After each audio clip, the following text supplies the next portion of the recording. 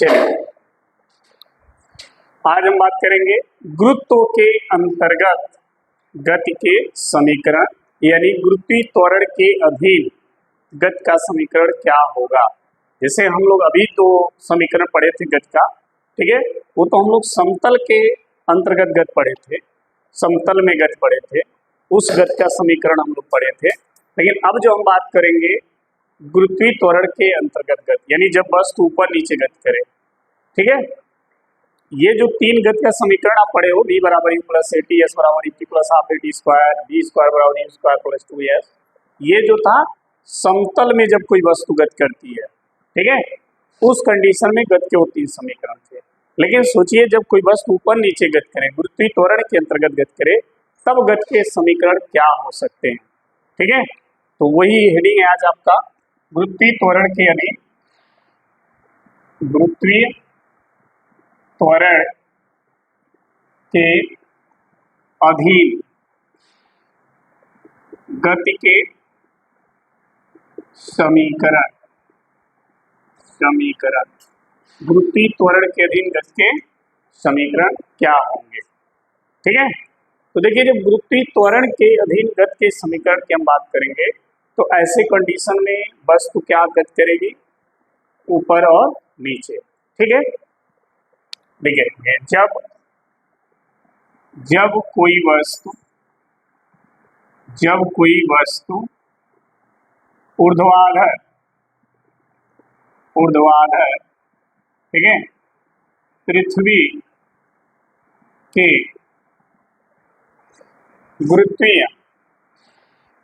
गुरुत्वीय त्वरण के अधीन गति करती है तो उसका त्वरण a जो होगा वो क्या बन जाएगा g, तथा विस्थापन जो होगा, विस्थापन क्या s, वो क्या बन जाएगा h, विस्थापन s h हो जाता है। समझ में आई बात। जब कोई भी वस्तु ऊर्ध्वाधर पृथ्वी के गुरुत्वीय त्वरण के, ऊर्ध्वाधर का मतलब ऐसे, ठीक है, पृथ्वी के गुरुत्वीय त्वरण के अधीन गति करता है तो उसका जो त्वरण है a वो g हो जाता है और विस्थापन जो s है वो क्या हो जाता है h। तो गति के समीकरण तीनों क्या हो जाएंगे, तो गति के तीनों समीकरण बन क्या जाएंगे, ध्यान रखिएगा। तो गति के समीकरण, ठीक है, गति के समीकरण तीनों क्या बन जाएंगे, ध्यान रखना। गति के तीनों समीकरण है क्या, पहला v बराबर u प्लस ए टी है, तो a क्या बन जाएगा g, तो a की जगह क्या रख देंगे, तो हो जाएगा v बराबर u प्लस जी टी हो जाएगा पहला समीकरण। दूसरा है s equal to u t plus half A T square, देखिए इसमें s क्या बन जाएगा h और a क्या बन जाएगा, ठीक। तीसरा जो समीकरण है वह b square equal to e square plus 2a, तो a बन जाएगा और s बन जाएगा h। तो जब कोई वस्तु पृथ्वी के गुरुत्वीय त्वरण के अधीन गति करता है तो उसके गति के तीनों समीकरण ये हो जाएंगे, ठीक। अब इसके आगे देखिए, यदि वस्तु पृथ्वी के समीप से मुक्त रूप से गिराया जाता है, यदि वस्तु जो है पृथ्वी के समीप मुक्त रूप से गिराया जाता है, जैसे मान लो छत पर आप चढ़े गए, जैसे मान लो ये एक छत है और यहाँ पर एक बालक है जो खड़ा है और हाथ में बॉल लिया हुआ है, ठीक, समझ में आई बात, और बॉल को ऐसे छोड़ दिया तो ये बॉल क्या होगी, मुक्त रूप से नीचे गिरेगी। तो जब मुक्त रूप से गिरेगी तो u क्या हो जाएगा, इसका प्रारंभिक वेग क्या हो जाएगा 0। तो इस समीकरण में जहां जहां u है वहां क्या रख देंगे, 0। तो अगर मुक्त रूप से गिराया जाता है तो जो प्रारंभिक वेग u है वो क्या हो जाएगा, तो इस समीकरण में u की जगह क्या रखेंगे, 0। तो पहला समीकरण क्या बन जाएगा, v बराबर gt, ये बन जाएगा। दूसरा समीकरण जो है h बराबर क्या बन जाएगा, हाफ जी टी स्क्वायर, दिख रहा है ना, दिख रहा है ना। आप देखिए तीसरा क्या हो जाएगा, ठीक है, अरे भाई u की जगह 0 रख दोगे तो u 0 तो t भी क्या हो जाएगा, तो यही बचेगा ना। तीसरे समीकरण में u की जगह 0 रख दोगे तो v स्क्वायर, जो तीसरा समीकरण है वो जाएगा v स्क्वायर बराबर 2gh, तब गति का ये समीकरण हो जाएगा जब मुक्त रूप से नीचे गिरेगा। मान लो यदि वस्तु ऊपर की ओर जा रही है, जब गति ऊपर नीचे करेगा तो नीचे आएगा, ठीक है, लेकिन जब ऊपर जाएगा तो क्या होगा गति का समीकरण, तो देखेंगे यदि वस्तु पृथ्वी तल से ऊपर की ओर गति करता है, तो अगर वस्तु मुक्त पृथ्वी तल से ऊपर की ओर जा रहा है, ऐसे कंडीशन में जो g है वो क्या हो जाएगा, g का मान घटेगा, इसलिए g की जगह हम क्या रख देंगे, तो इस फार्मूले में जहां जहां g है आप क्या रख दोगे, तो पहला समीकरण क्या हो जाएगा, v बराबर u माइनस, दूसरा समीकरण क्या हो जाएगा, s equal to u t minus half g t, और तीसरा समीकरण हो जाएगा v स्क्वायर बराबर u स्क्वायर माइनस 2g। हाँ क्या हुआ h, कहाँ s लिखा है, अच्छा है, सॉरी, ठीक है। तो ये गति के जब पृथ्वी के गुरुत्वीय त्वरण के अंदर अगर वस्तु गति करेगी तो गति के ये सब समीकरण अप्लाई होंगे, और ये सब समीकरण अप्लाई करने से लिए आपको ध्यान देना होगा, क्या वस्तु केवल ऊपर नीचे गति कर रही है तो गति का समीकरण होगा, अगर वस्तु मुक्त रूप से गिरेगी तो गति के ये तीनों समीकरण अप्लाई होंगे, अगर वस्तु ऊपर जा रही है तो ये तीनों समीकरण अप्लाई होंगे। समझ में आ गई बात, तो नोट कर लीजिए। चलिए अब हम बात करेंगे अवरोधन दूरी। अवरोधन दूरी क्या होता है, अवरोधन दूरी,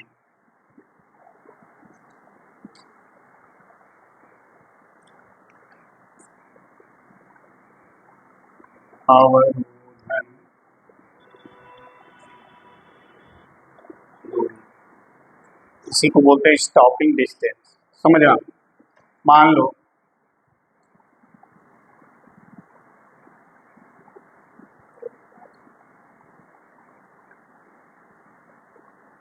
एक कार है ये, ठीक, सही है ना, ये कार चल रहा है, ड्राइवर जो इसमें था वो ब्रेक लगा दिया, यहाँ पर ही ब्रेक लगाना, ये जो स्थिति है वो ब्रेक की है, यहाँ पर ब्रेक अप्लाई हो गया, फिर भी ये गाड़ी यहाँ से यहाँ आते आते क्या हो गई, रुक गई। ये गाड़ी यहाँ से आई और यहाँ आकर के रुक गई, ठीक है, यहाँ पर आकर के स्टॉप। तो इतनी दूरी चली ना, इतनी दूरी चली कि नहीं चली, तो इसी दूरी को क्या कहेंगे, अवरोधन दूरी। यानी किसी गतिमान वस्तु पर ब्रेक लगाने के बाद और रुकने से पहले चली गई जो दूरी होती है उसी को क्या कहते हैं, अवरोधन दूरी। ब्रेक लगा और उसके बाद उतना दूर जा करके रुक रही है, तो रुकने से पहले और ब्रेक लगाने के बाद के बीच की जो दूरी होती है उसी को हम क्या कहेंगे, अवरोधन दूरी। तो मान लो यहाँ से जब वो चल रही थी उसका वेग u था और यहाँ आके रुक गई तो वेग v क्या हो गया, 0। तो अवरोधन दूरी जो है s का मान कितना होगा, ठीक है।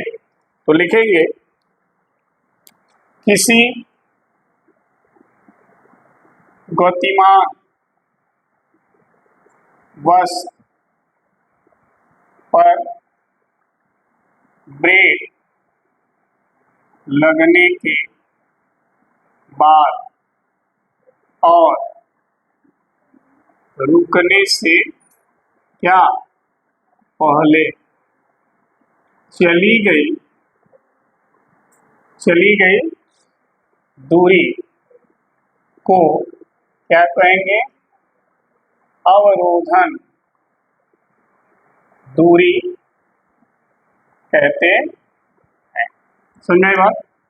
अगर कोई गतिमान वस्तु है और उस पर ब्रेक लगाया गया तो ब्रेक लगने के बाद और रुकने से पहले जो दूरी चलेगी उसे किससे क्या कहेंगे?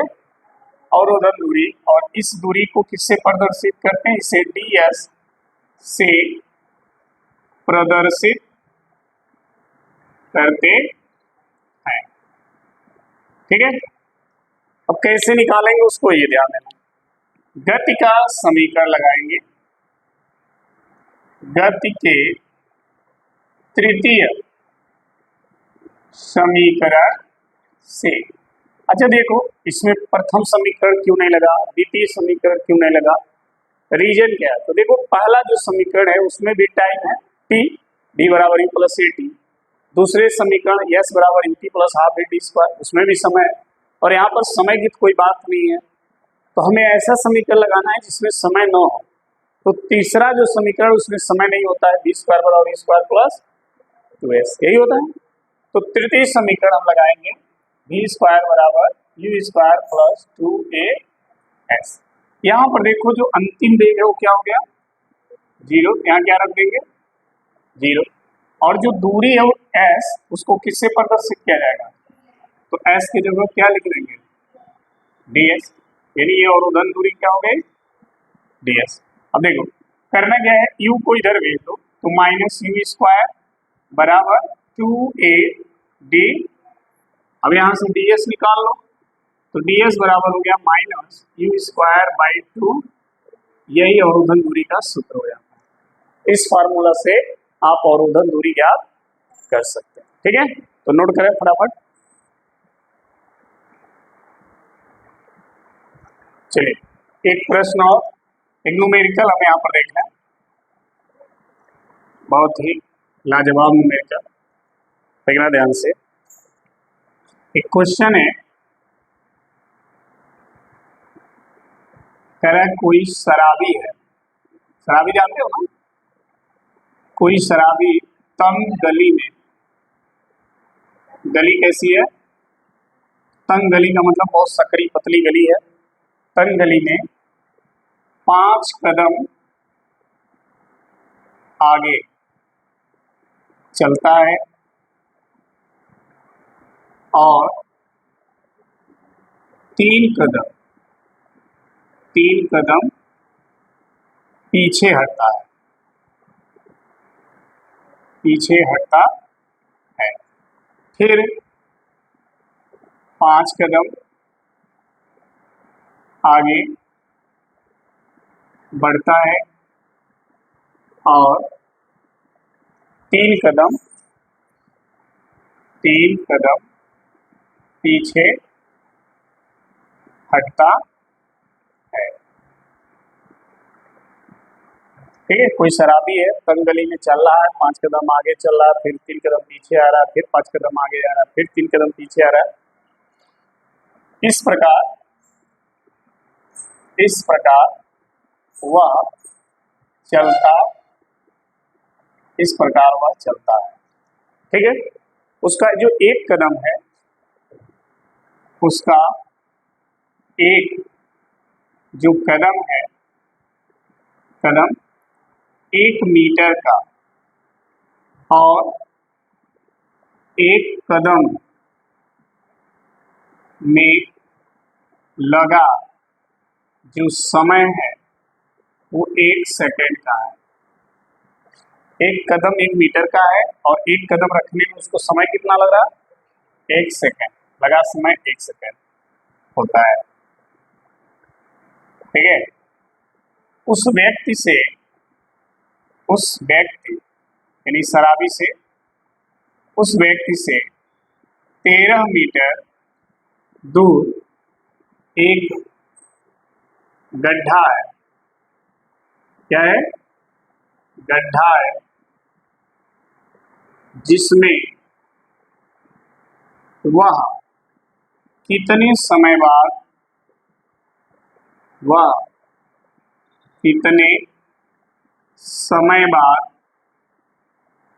गिर जाएगा, कितने समय बाद जा गड्ढा में उलट जाएगा। समझ में आ गई बात। एक शराबी है, तंगली है, चल रहा, 5 कदम आगे नहीं चलते हैं ऐसे तो फिर ऐसे होते हैं, वो वाला सिस्टम। समझ में आई बात।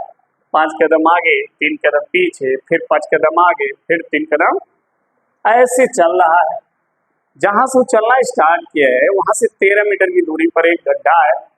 तो प्रश्न ये है कि उस गड्ढे में कितने समय में जाके वो गिरेगा, उस समय बताना है आपको। समझ में आई बात। चलिए देखते हैं कितना समय लग रहा है शराबी को। हम यहाँ पर एक ग्राफ बनाएंगे ऐसे, और ग्राफ से समझ में आएगा आपको। इसका और कोई फार्मूला नहीं है, ठीक है। देखिए इस पे है समय, क्या है, और इस पर जो है उसका कदम है, दूरी, हर कदम 1-1 मीटर का है। तो एक तो चीज समझ लीजिए, जो कदम है वो मीटर में है, यानी दूरी है YH पे, और XX पे समय है। जो समय हमने लिया है वैसे समय है ये 2 सेकेंड, ये 4 सेकेंड, ये 6 सेकेंड, ये 8 सेकेंड, ये 10 सेकेंड, ये 12 सेकेंड, ये 14 सेकेंड, ये 16 सेकेंड, ये 18 सेकेंड, ये 20, ये समय। इस पे जो कदम है वो ये कदम है, ये 5, 10, 15, 20, 25, 30, 35 कदम, और हर कदम 1-1 कदम 1-1 मीटर का है। मान लो शराबी यहां से चला, शराबी यहां से चल दिया, ठीक। जब चला तो पहले कितना कदम चला, 5 कदम चलने का मतलब समझ रहे हो, 5 मीटर। कितना, 5 मीटर, ठीक।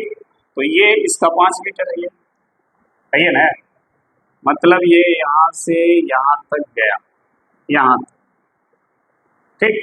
तो जब 5 कदम चला तो यहाँ पर समय देखना, 5 कदम और समय भी कितना लगा, 5 सेकेंड। लेकिन फिर क्या किया वो, 3 कदम पीछे आ गया बाबू ना। तो जब 3 कदम पीछे आएगा, 5 ये और 3 पीछे, तो समय कुल कितना हो गया, 8।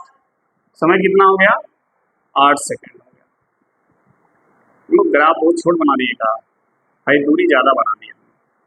एक मिनट, इसको थोड़ा सा और पैमाने पर बढ़ाना पड़ेगा, दूरी बहुत कम हो गया है।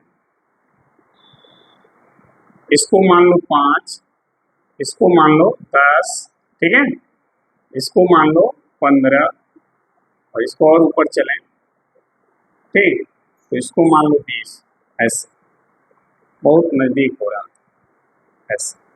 तो पहला ये यहाँ तक चला है, 5 कदम चला, 5 कदम चलने में समय कितना लगा उसको, 5 सेकेंड।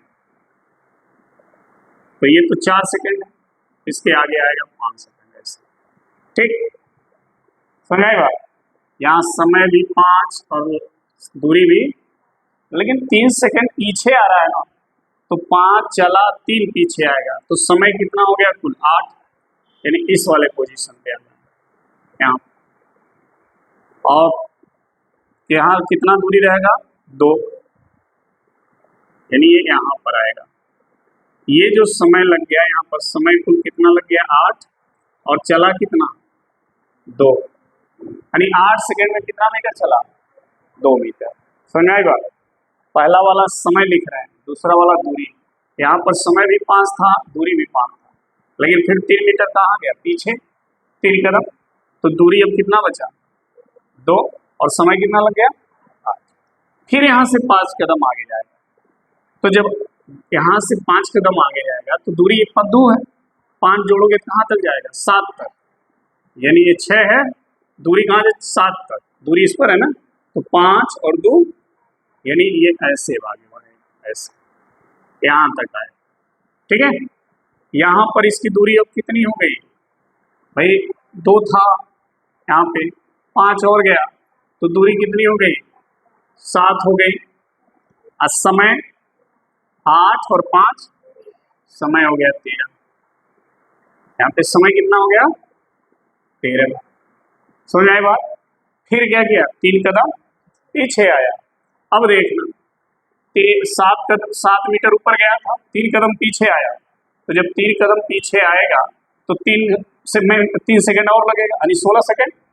16 सेकंड कहाँ है, दूर चल, कितना समय हो जाएगा है, भाई 2 था ना, भाई समय है, हाई समय है, समय 8 है ना, तो 8 में 5 सेकंड और चलाते, ये उल्टा हो गया ना, ये इधर आ गया, यहाँ से 5 13 और चढ़ा कितना 7। ठीक, फिर चलाया पीछे, फिर चलाया पीछे, कितना 3 कदम, तो 13 3 16, ये तो है 16, 16 के सामने जाएगा ना,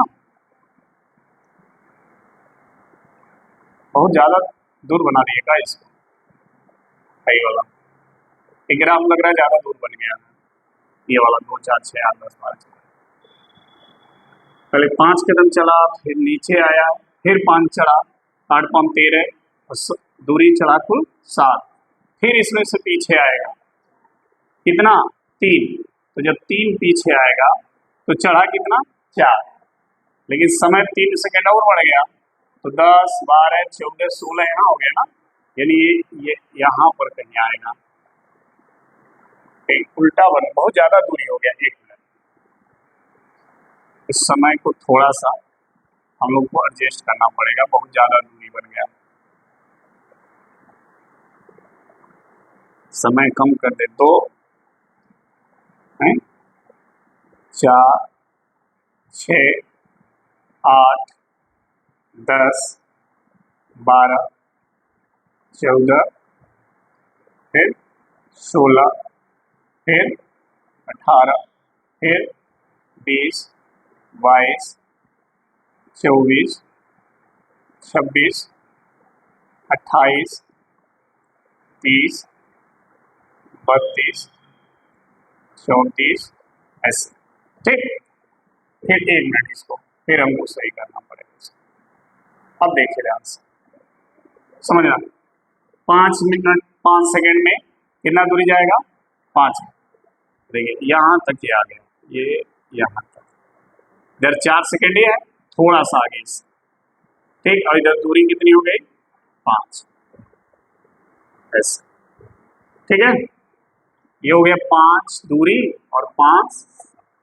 ठीक, फिर 3 पीछे आया, तो जब 3 पीछे आएगा तो 8 पे आएगा, समय वाला तो 8 वाला लाइन आएगा ना, और दूरी कितना होगी 2, मान के चलो यहाँ पर।